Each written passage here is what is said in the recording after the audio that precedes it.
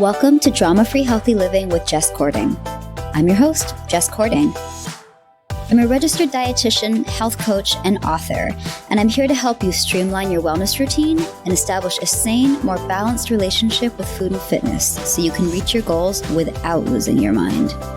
On this podcast, we'll talk about nutrition, exercise, self-care, mindset, and more.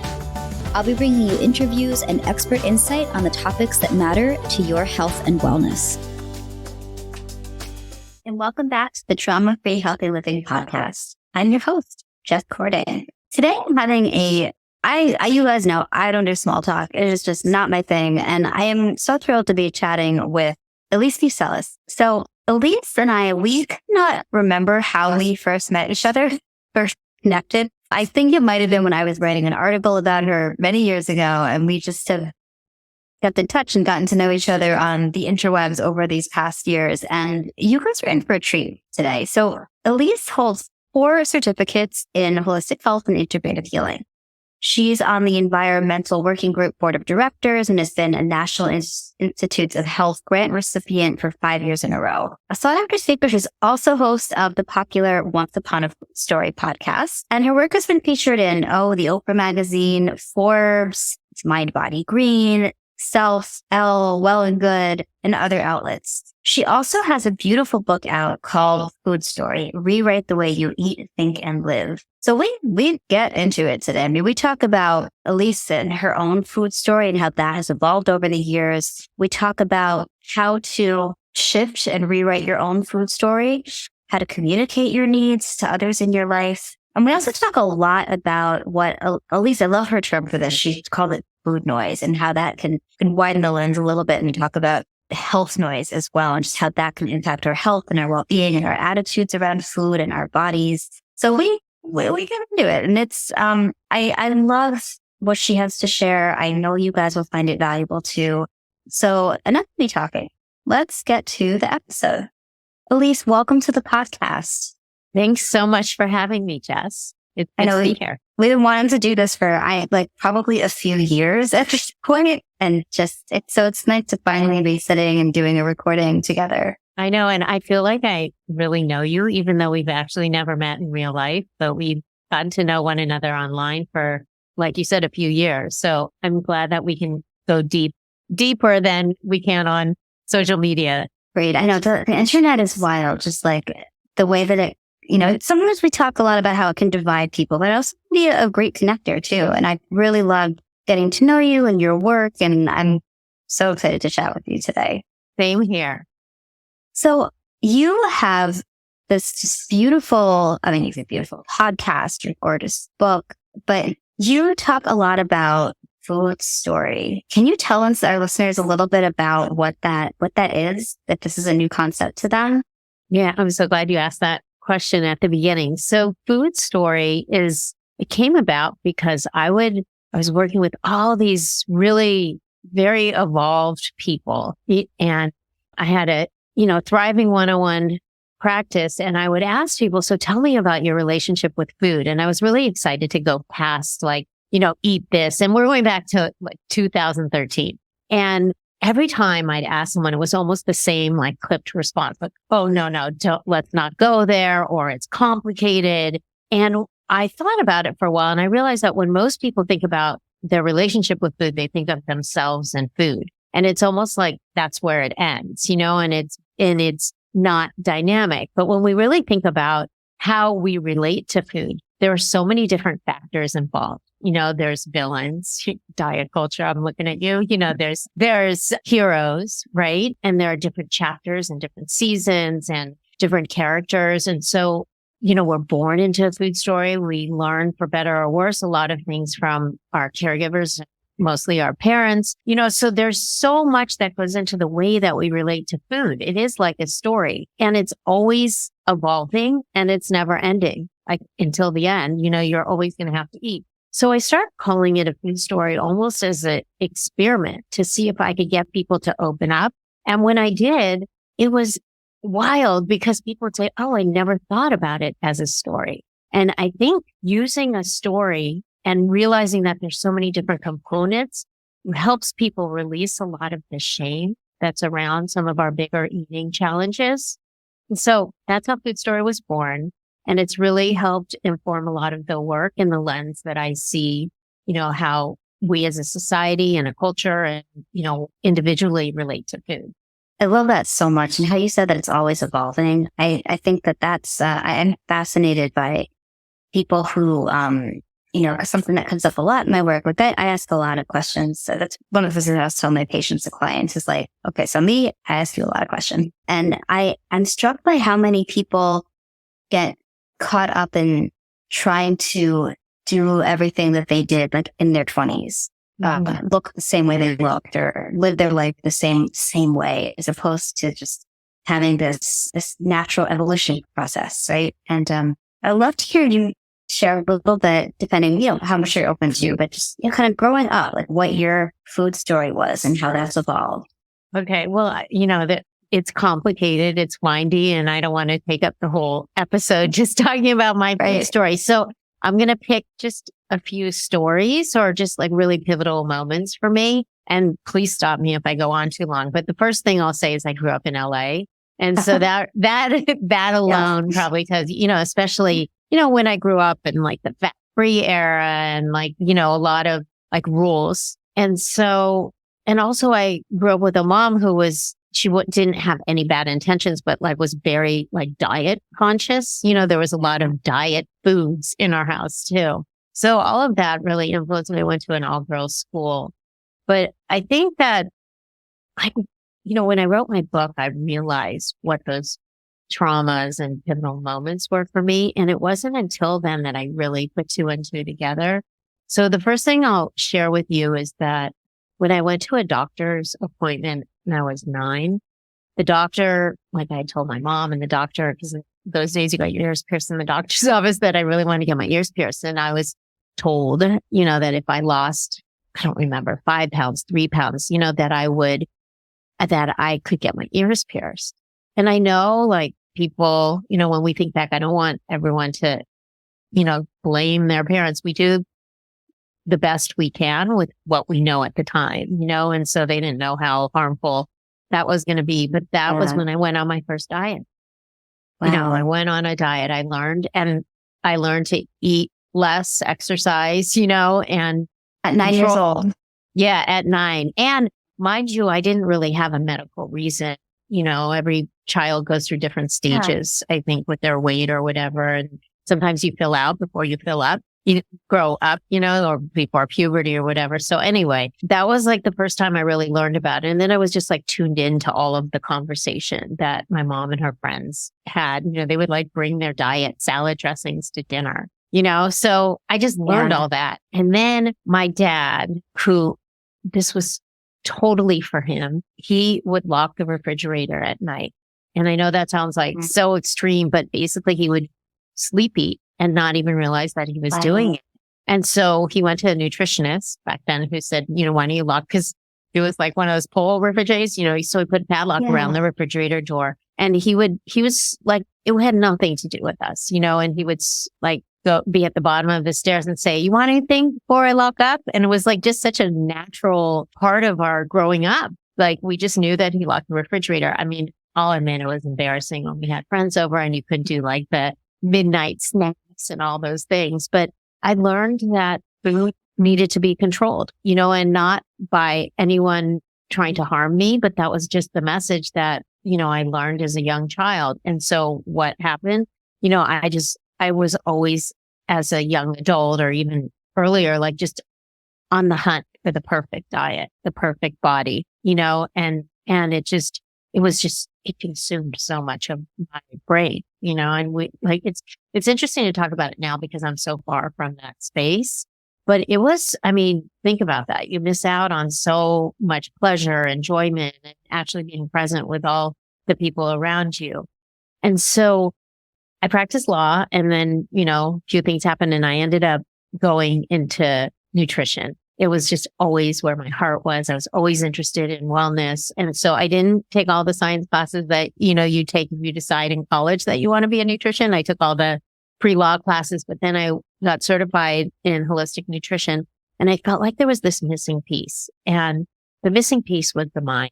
and because I was eating all the right things, and so were many of my clients. And then this is back in like 2012.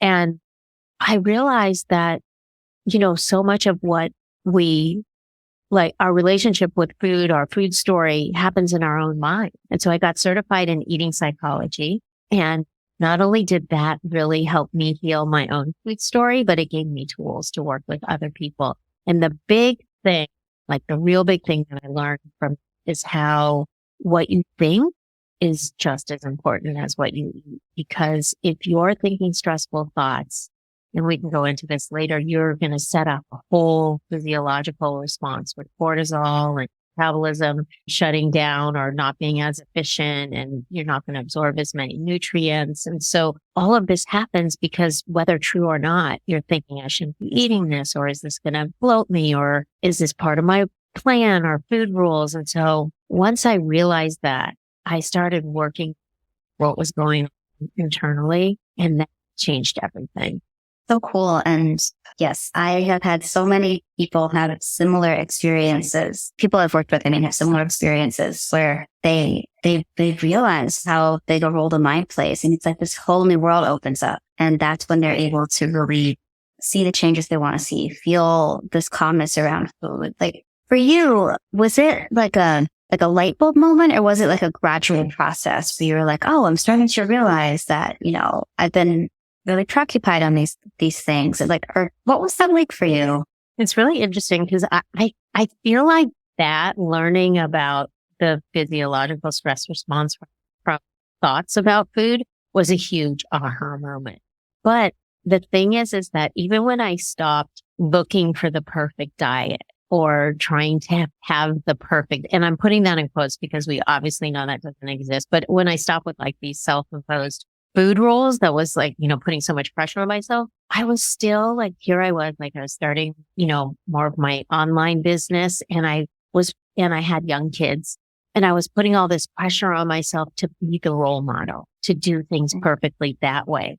So yes, I took the eating perfectionism, as I like to call it, off my plate, but then it transferred into something else, and so I realized and I think a lot of people actually who are in the wellness space have put this kind of pressure on themselves, or even people who might not be in the wellness space, but who are trying to, achieve optimum health or, whatever it might be, whatever their goals, they're still so preoccupied with doing it the right way, and that alone can be stressful, and stress can create the stress chemicals too. So it was an aha moment, but it also kind of transferred. And then I realized this isn't healthy either. So a lot for me was allowing myself to live and releasing, the tight grip that I had on how much of a role that, all these rules played in my life. Oh my gosh, that makes perfect sense. And I think what you said about people in the wellness space, I think it's kind of an open secret that so many of the people in the space just have a totally fucked up relationship with food, or at one point did. And yes, exactly. And I feel like that's what drives people. Sometimes we teach what we need to learn. Yeah. I've been very open in my work about, my experiences with having an eating disorder very, very young. I think if it was today, it would probably have been classified as orthorexia, but I developed a ton of food phobias when I was 11, 12, because I had a grandparent who had their own food stuff and was going through cancer treatment. And I was watching them die, and I was didn't know how to cope. And I was like, well, they've got cancer, and they, and they said that these foods are bad, so I shouldn't eat those foods. And it took a number on my psyche, my physical health at a really young age. And the weird upside of that was that, because I had parents who were just kind of watching this happen, they were like, we should go to the doctor. And my pediatrician said I had a quote unquote feeding problem without being fit. But I ended up being connected with a dietitian and a therapist at this very young age. And I guess because of the diagnosis, because I think they did diagnose it as anorexia nervosa, which I actually find fascinating now, because at this time there wasn't much discussion in the literature about it. If you read old papers, but now it's talked about more as an option of an anxiety disorder. And I hear that and I'm like, oh, well, yeah, Of course, like, I never had that experience of being fixated on my body and like my appearance. It was always more about just like anxiety and the control piece and not really being able to quite articulate like the appearance aspect of it, that often is stereotyped in media representations. But, I just in a lot of ways, like that experience, which was a challenge early on, like it really saved me a lot of drama down the road.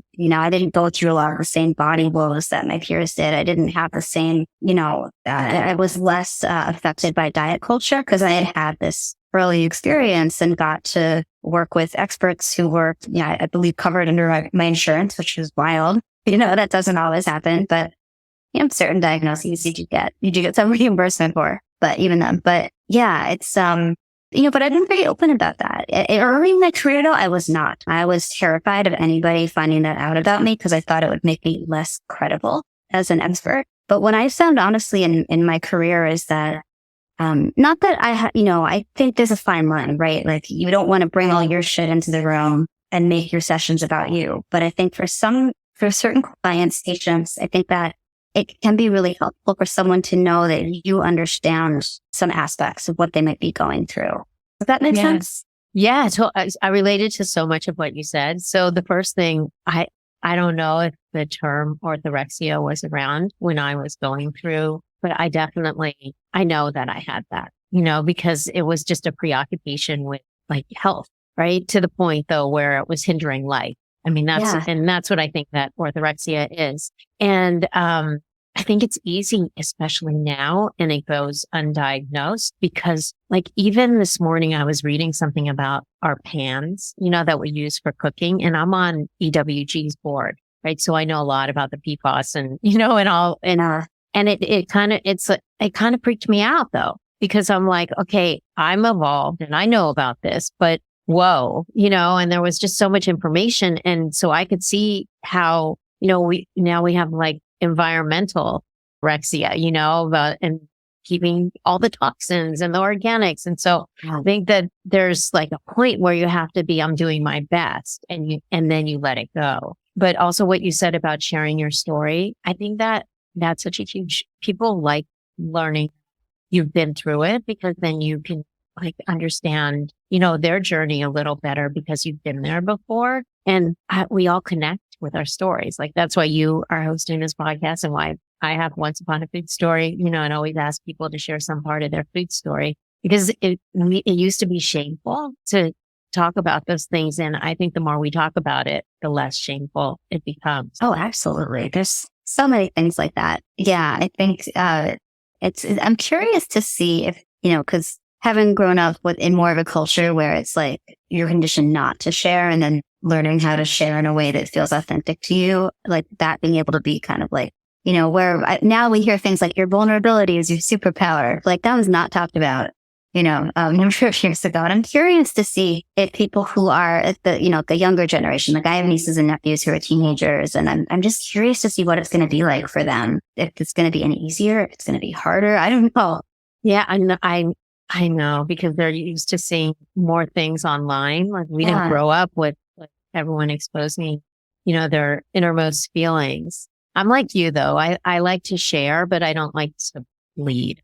Like I feel like, enough to make yourself relatable, but especially if you're, like you said, if you're in a session with someone else, you want it to be about them, but enough to say, hey, I get you, or, I think I can relate to what you were saying about, even though you know better, you've done all this work on yourself. Like, I feel like there's so many opportunities for us to freak out. Like you were talking about the nonstick cookware. Like that happens in my world all the time because I spend so much time in the oncology space. And then, I don't talk about it as much on my social media and my business, but like one day when my fertility journey is in the past tense, or as I jokingly call it, my spiritual quest, like I'm sure I will have so much to say about all the different things that I have gotten freaked out about momentarily, being like, oh my God, I can't believe this, and like someone who literally does like myth busting as part of my day-to-day job will have those moments where I have to catch myself and be like, hey, chill out. Okay. Like that, your shampoo is not the reason you don't have a baby yet, like, or whatever it might be, but it's so easy when we see all this information to get stuffed into things. So I know you wanted to ask me about this, so I'm going to bring it up though without you asking me. So I have something called food noise that I like to talk about.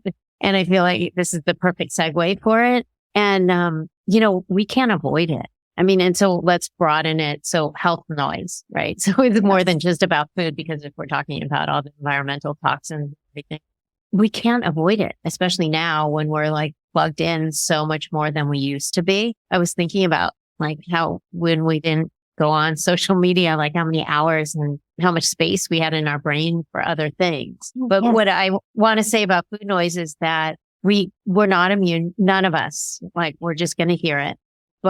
And so we can put boundaries. There are things that we can do, but we're not going to be able to avoid it, but we can change the way that we respond to it. So something I like to share with people is like, notice how your body feels when you hear certain things, or even if it's like following someone on Instagram or like an email that you receive in your inbox, and it just it's not one time, but it's just not landing right for you. It doesn't feel intuitively like this is good wisdom for you. And something that, Jess, we were talking about earlier is that a lot of people who aren't qualified are giving advice that they're not qualified to give. And so, we just make sure that you check who you're listening to.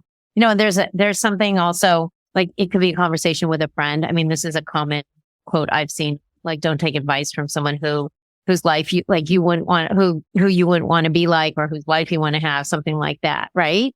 Love that. And I think that we are most vulnerable to all the noise when we're not feeling great about ourselves.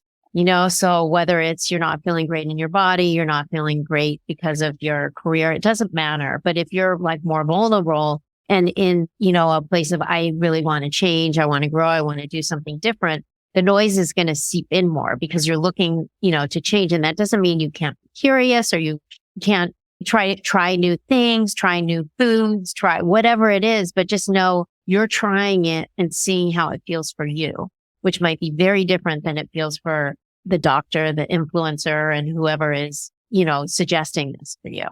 Thank you for sharing that, by the way, because I do see this all the time in my work too, where people think that just because something works for their friend or their doctor recommends it, or, someone else in their orbit, that means that it has to work for them. And we're all so different. We all need different things. We're coming from somewhere different. And I always try to remind people of that we all are different humans having different versions of a human experience. And, not everybody needs the same thing.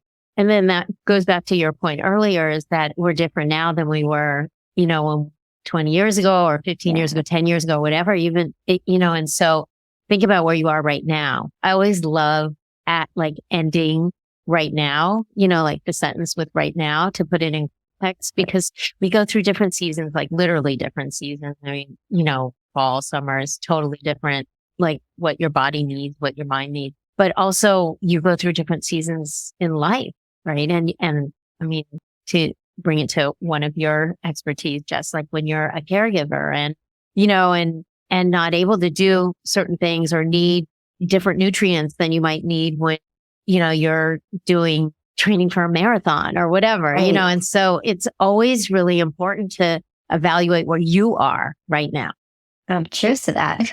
It's so important. Yeah. And so a really great exercise, if you're like, okay, well, how do I even know where the food noise exists, is to like pay attention just one day, like walk into your kitchen. Do you have like a protein powder? Even that could be food noise, that reminds you of like a diet that you went on or a cleanse that didn't work, right? Or are there books that kind of subconsciously, that you're keeping around that shouldn't be in eyes view, or, that's like, so that could be a place. Just pay attention, like to your emails, to what you're seeing in your feed, all of that stuff, and in the conversations you're having with people. And it's pretty easy to change conversation. Even if people are talking about like their favorite new lifestyle plan, you can be like, I'm so glad that works for you. And like, and then move on to something different that, so that you're acknowledging them and not shutting them off entirely, but you're not letting it be about you too, and start the whole line of questioning, should I try this? Should I do this? Is it, all of Yes. that. And I'm so glad you mentioned that part about acknowledging, because I find that oftentimes that's something that deep down people really want. Like a lot of the time, if somebody is talking about the thing that worked for them, it's on a subconscious level, maybe they want their efforts to be acknowledged. They want someone to acknowledge, yes, this is working great for you. And just one way that we've kind of been conditioned to get that kind of validation is through like getting other people to do it our way. Does that make sense? Yeah, it totally does. And you shouldn't be, if you're that person, you shouldn't be offended if someone doesn't do it, but, Yeah. but I do agree that we can validate their experiences for them, but not let it seep in and necessarily think it's something for us.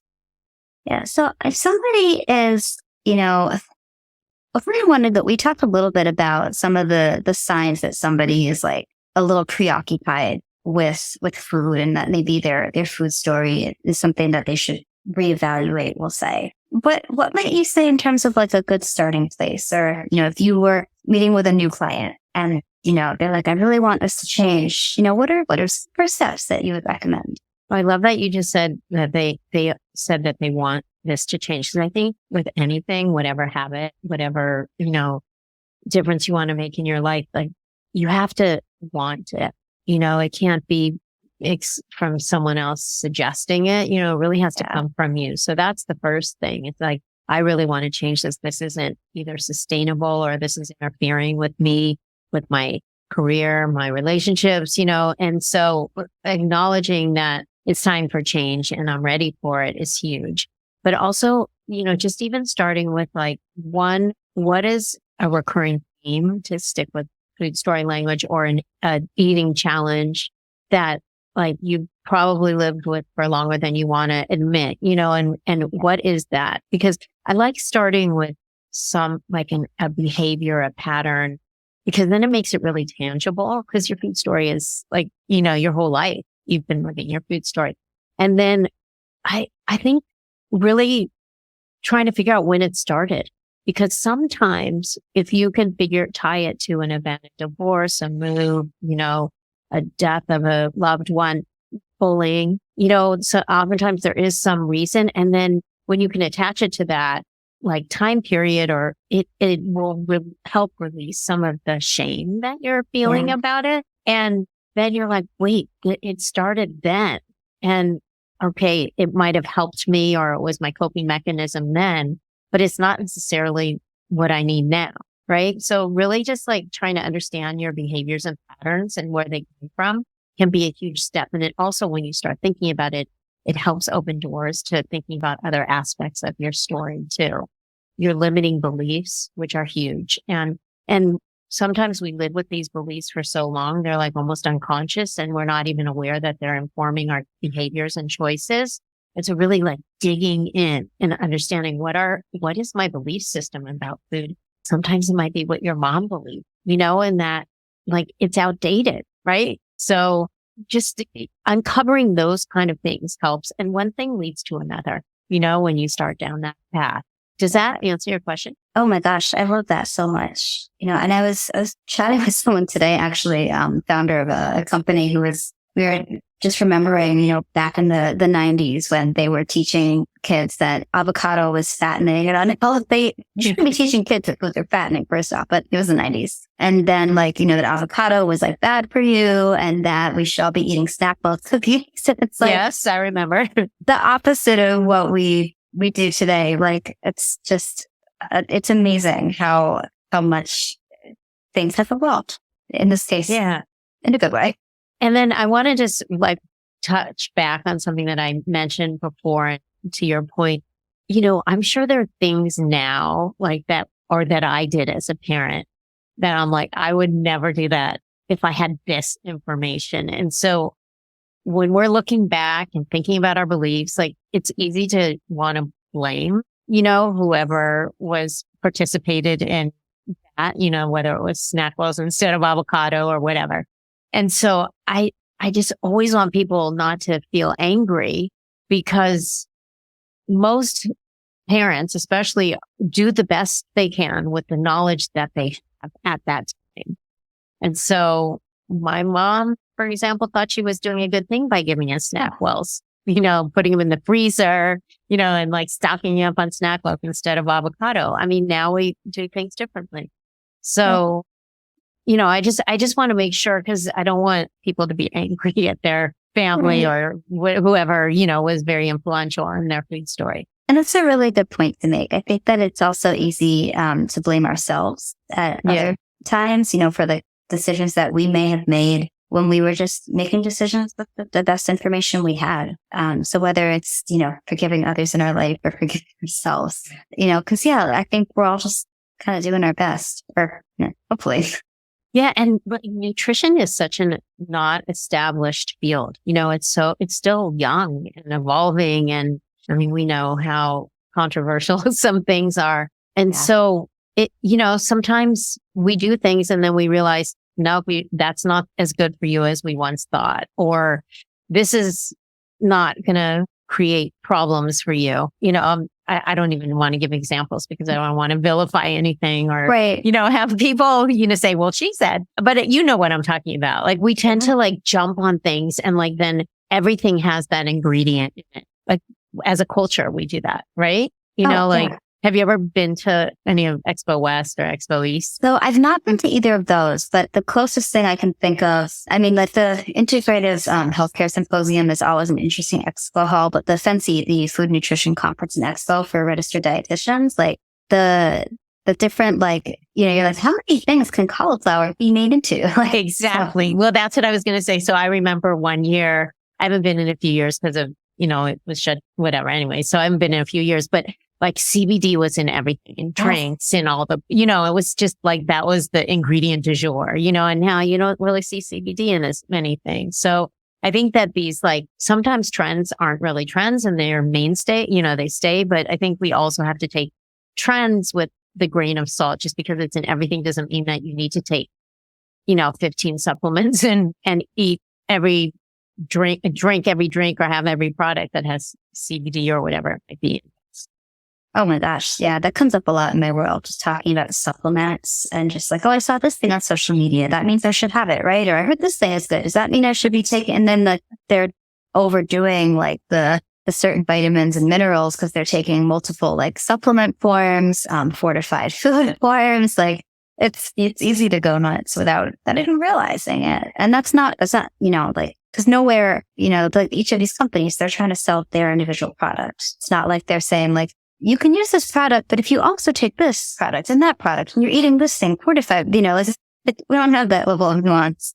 But I'm curious to see what the next big thing will be. I feel like every year there's like a different nutrient or a different ingredient. I feel like functional mushrooms are having a moment right now. I totally agree with that. I know I love seeing what the food trends are, because some of the trends actually have staying power, and they're actually not really trends, but they're just coming into like, we're becoming more aware of them. And some of them are like Ayurvedic or have been around for, thousands of years, but they're just now becoming more mainstream. But it'll be interesting to see what the trends are for this upcoming year, which is so soon.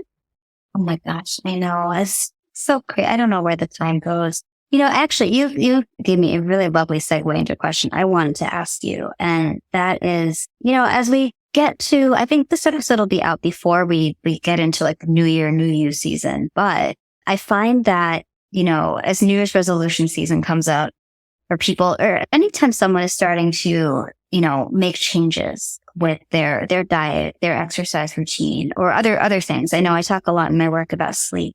Someone is establishing new routines for themselves to support their goals, in a mindful way. I'm not talking like super restrictive plans that are not helpful. But I mean, I know in my house, like a few years ago, like because of, I have to watch my cholesterol just because of, genetics. Like it's just something I have to pay attention to. And I remember saying to my husband, I was like, hey, listen, like I need to keep an eye on this. Like I'm going to be changing a little bit of what I cook for dinner most nights. Like, I'm not asking you to get on board. I'm just telling you it's going to be a little different. And I'm curious to hear, I'm not saying that that's the exact right way to approach all situations, but I know something that comes up in my work with my clients is communicating our needs and really because, it's one thing to have a goal, right? But then we have to come up with the action steps that are going to help us work towards that goal and being able to communicate to others in our life, what we need to be successful. And I find that a lot of people struggle with that. And I've certainly had my versions of struggle with that too, whether it's they're related to food things or lifestyle things, emotional things. But do you have any tips that you would like to share for communicating our needs around food, or whether it's kind of the, emotional things or just changes you're making to your daily routine?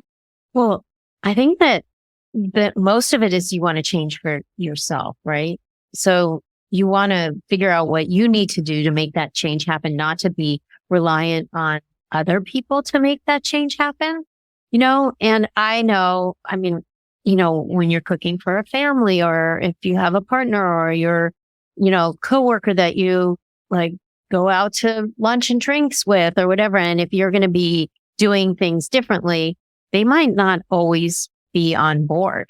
And so it's really interesting because I just did a podcast episode on self-love with someone, and it was a fantastic conversation. And she was saying that when you put yourself first and your own needs first, sometimes you end up losing people, and then, I've been thinking about that a lot because, obviously you can't lose like family members or whatever, but just how maybe they weren't meant to go with you into this next chapter.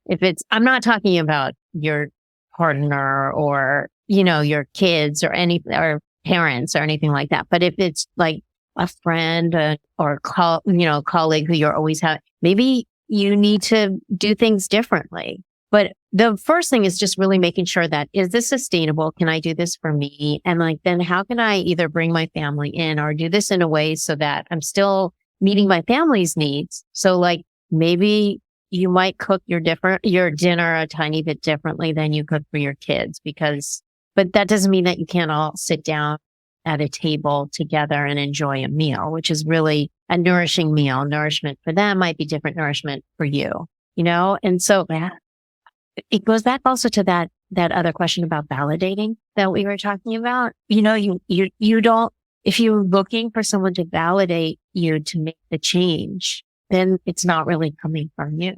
It shouldn't be contingent upon that. But if you're like, hey, I'm going to be doing things a little different and I just want you to know. And I'd love for you to try, let's say you want to eat more plants. I'd love for you to try it. We'll still cook some of the same meals or whatever, that we normally do, but we'll have a little, we'll have soups that are more plant-based. I just brought that up because I want to give a tangible example. So you can try to bring them along, but if they're still stuck in their ways, that doesn't mean you can't change. Thank you for sharing that, because I talk about that with my clients all the time. I cannot, and it doesn't, this is an observation. This is not necessarily a fact, but something I've seen in my practice is that very often, women or, people who identify as women, we'll say, are conditioned to put everyone else first and to try to make everybody happy. And when we're talking about food, I think there is a lot of pressure to make things that are going to make things that will make everyone happy, which can either mean that they don't get what they need because they're trying to do what will please others in their family, or they feel pressure to make 5 different dinners. I see both of those a lot. And one of the biggest barriers I see to people making changes is because they're overwhelmed by figuring that out. And I like what you shared about how, maybe you can prepare your particular items slightly differently, but you can still all eat together. Like an example I really like is you brought up more plant meals. I work with a lot of people who are trying to eat more plants. And I'll be like, well, hey, the family's having burgers. You can make yourself a veggie burger. It's all going on the grill or grill pan, and you all eat together. But it's not extra work for you. I think there are ways to figure it out.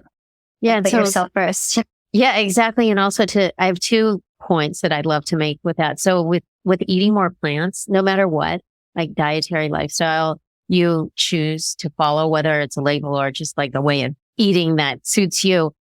I think it's undisputable that eating more plants is good for everyone. So that doesn't mean because you're eating more plants, you don't eat meat, or because and so everyone can choose whatever their ratio of plants, whether it's all plant-based versus eating some animal protein. And I think that that you have to allow for those differences, and it's not necessarily like, oh, I can't do this because my husband, kids, whatever, aren't exactly doing it the same way. We're all so uniquely different. And we also all change depending on our seasons, and so I think it's just, you make the plans and everyone chooses how much they have and if they want to add anything else to it. So that's a really great way to add in more plants, because I feel like that's a huge thing coming up on the New Year's, and not make it something that divides us. And then the next thing that I want to say is that I decided when my kids were young, and I would love to just share this for any moms or new moms, that I was not going to be a short order chef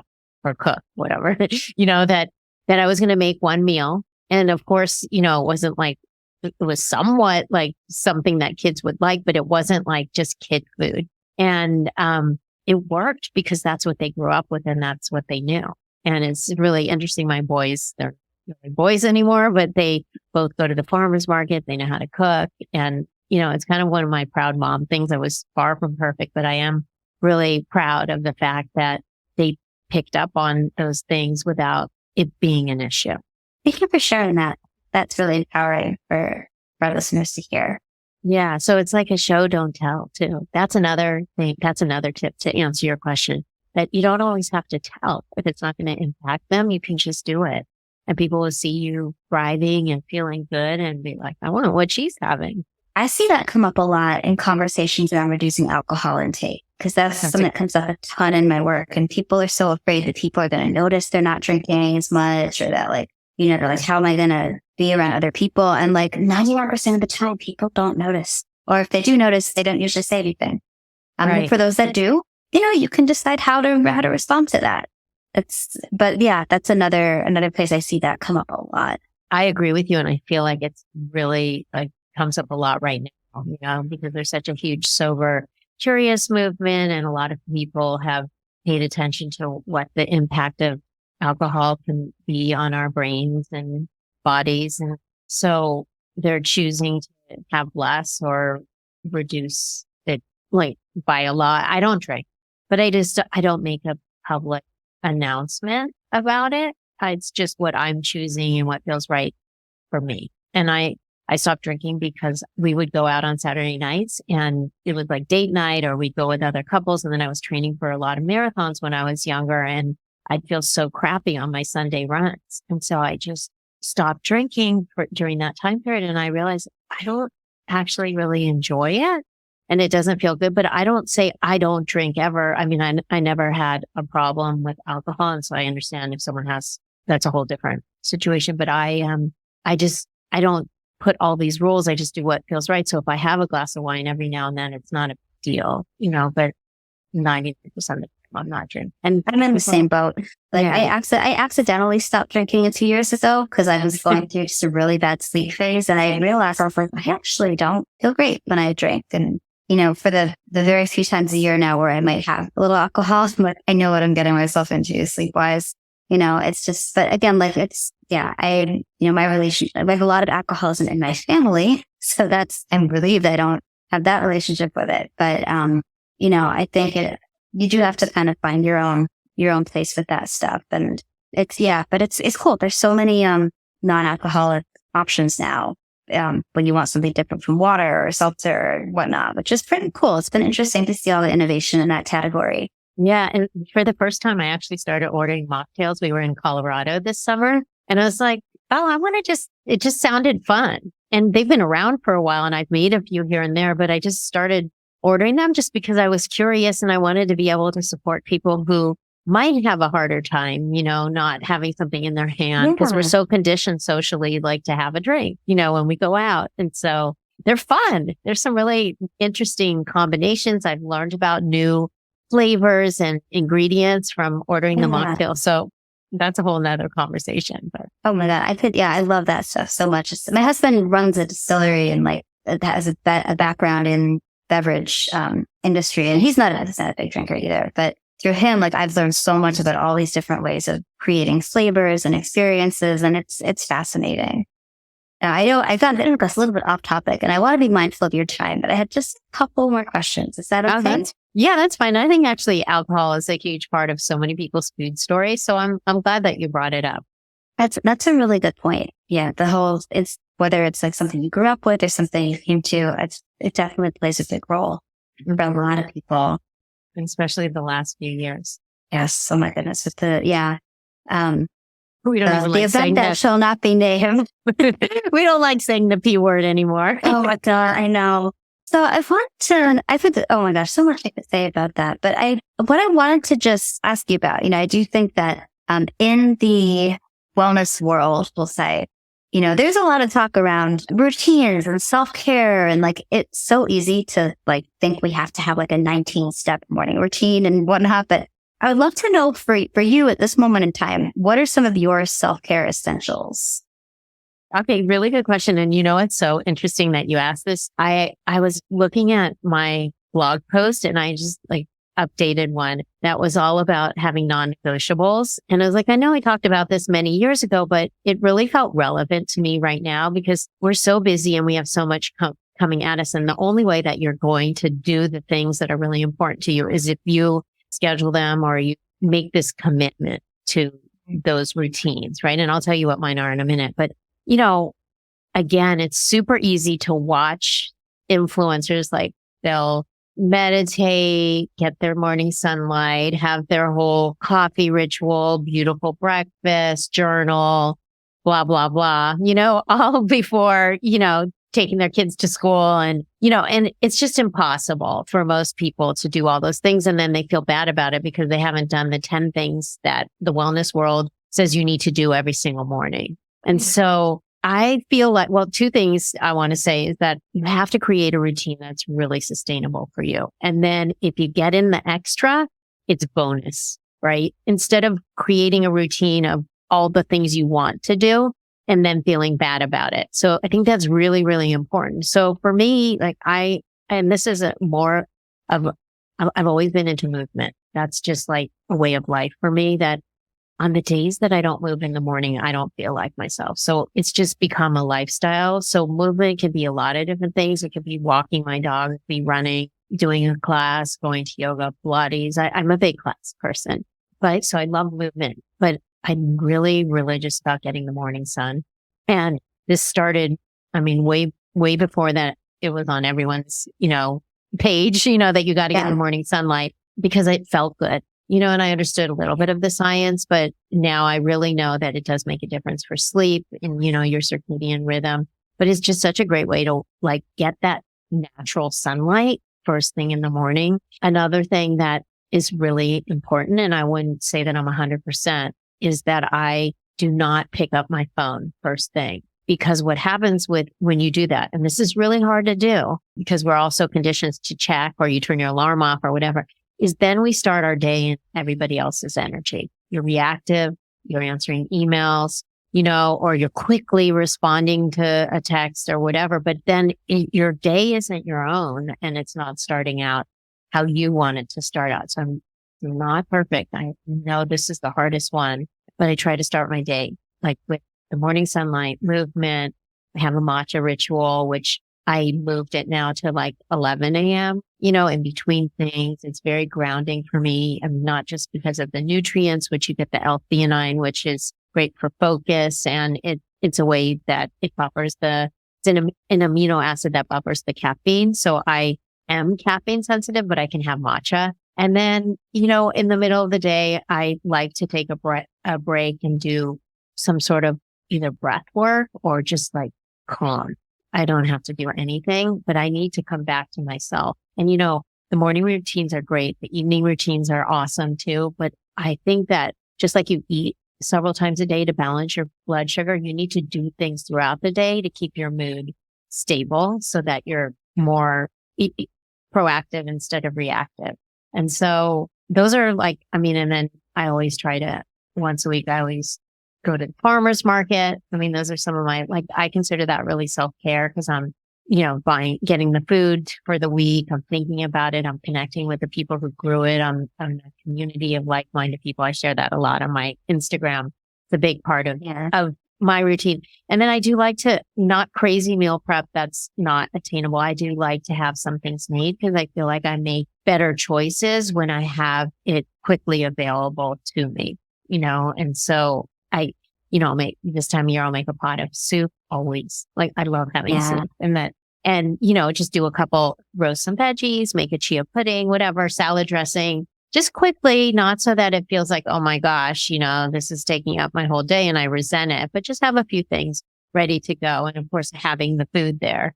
So those are my non-negotiables, right? And they feel like self-care to me. And, and I'm giving my body the message and my brain that like what I do for myself is really important and it matters. Thank you for sharing that. I love that.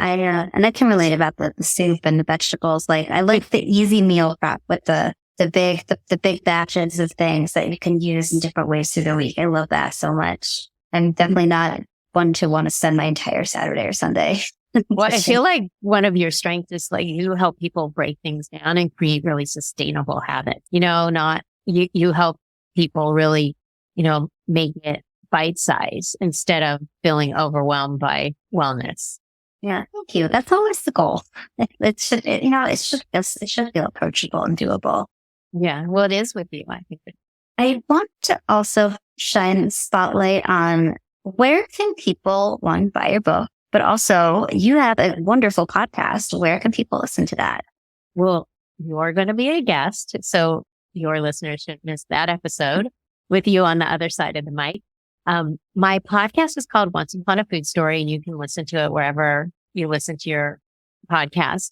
And that's probably one of my favorite things to do because just like you really get to go deep into conversation with people and talk about things that you can't possibly fit on a blog post or on social media. So I love that. And I love sharing other people's wisdom and stories. I'm on Instagram, my name, Facebook, it's Elise Museles. I'm sure you'll be linking everything in the show notes. Yep. And then my book is called Food Story, Rewrite the Way You Eat, Think, and Live. And we talked about a lot of the things in my book, but obviously it's a book and has more information, and that is wherever books are sold. And I also have something called the Food Mood Bundle. And that is a digital download that's interactive to help people use food to help them feel the way they want to feel. And that's on my website, which also has recipes and other things, which is just my name, Elise Museles. Amazing. And yes, we will link all of that in the show notes to make it super easy for you guys all listening to check that out. So Elise, thank you for coming on today. I only have one more question for you. And this is a question I ask all my guests because I just love how many different ways there are to interpret this. And that question is, so today, at this moment in time, because I know this is always evolving for all of us, but what would you say that healthy living means to you? That's a good one. Right now, I think healthy living is about feeling connected to yourself and honoring how you feel, and doing things to help you feel the way you want to feel. That's a good question, actually, Jess. I like it a lot. There's so many different ways that, that can show up for us. And I really appreciate you just sharing that with me. It's so great to hear what a different response all my guests have, how many, like 100 something episodes we've done of this. So thank you. Yeah, no, it's good. Well, thank you so much for having me. And also just thank you for everything that you're doing. I mean, you do so much and I love your approach and I love connecting with you. And I'm so happy that we got to have this conversation. You and likewise. If you guys don't already follow Elise on all the socials, get over there and you will love her beautiful content and just all of the approachable tips and tools she has to share. So as always, you guys, I am so grateful that you're here with me today. If you like what you hear on today's show, please consider leaving us a 5-star review on Apple or Spotify. They do matter and they help me continue to bring you guys excellent guests like Elise. And like, share, subscribe. And I would love for you to send me a DM about what you thought about this episode. You can screenshot yourself listening to it with some of your thoughts. So always guys, have a wonderful day. We'll talk soon. Thank you for listening to Drama Free Healthy Living with Jess Cording. We'll see you next time.